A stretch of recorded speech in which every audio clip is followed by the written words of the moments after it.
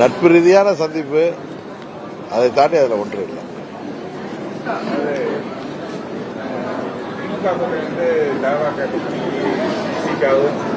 திமுக கூட்டணிக்கு தமாக கூட்டணிக்கு விசிகாவும் காங்கிரஸ் போறதுக்கான வாய்ப்புகள் இருக்கு. அதே போல இந்தியா கூட்டணிக்கு கட்சிகள் வந்து இணைய வாய்ப்பு சொல்லியிருக்காரு. அது அவருடைய கருத்து, எனக்கு அதை பத்தி தெரியல. ஆளும் அரசுல பாத்தீங்கன்னா இடி வந்து ஆயிரக்கணக்கில் குற்றச்சாட்டு சொன்னது ஊழல் முறைகேடு, அதை நீங்க எப்படி பண்றீங்க? ஆமா, நேற்று கூட பத்திரிகையில் அந்த செய்தியை பார்த்தேன். அதனால தமிழ்நாடு அரசாங்கம் இதுல என்ன நடவடிக்கை எடுக்கிறது என்பதை பொறுத்திருந்து பார்ப்போம். அவங்க வந்து இடி வந்து பொய் புகார் அப்படிங்கிற மாதிரி சொல்றாங்க. இல்லைங்க, ஒரு மத்திய அரசு ஒரு துறை வந்து இடி, அவங்க வந்து இது மாதிரி தமிழ்நாட்டில் அமைச்சர் அவர்கள் மீதும் அந்த துறையின் மீதும் குற்றச்சாட்டுகள், ஊழல் குற்றச்சாட்டுகளை வைத்திருக்கிறார்கள். இதை தமிழ்நாடு அரசாங்கம், முதலமைச்சர் இதில் என்ன நடவடிக்கை எடுக்கிறார் என்பதை பொறுத்திருந்து பார்ப்போம்.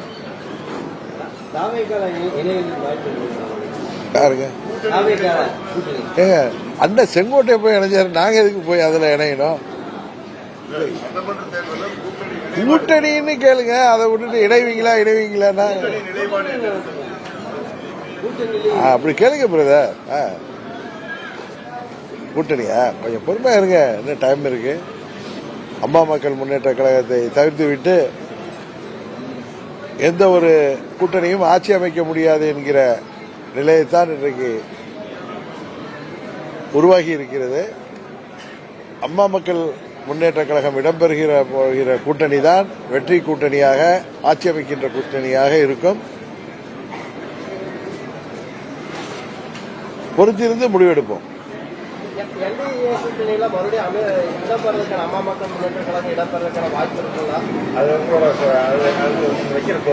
தொடர்ச்சியா பாஜகவுடைய தலைவர்கள் உங்ககிட்ட பேசிட்டு இருக்காங்க, அதுக்கான ஏதாவது மாற்றப்படுவதற்கான வாய்ப்பு எதிர்பார்க்கலாங்களா? அதாவது அண்ணாமலை எனது நண்பர், நாங்க சந்திப்பது நட்பு ரீதியான சந்திப்பு தான்.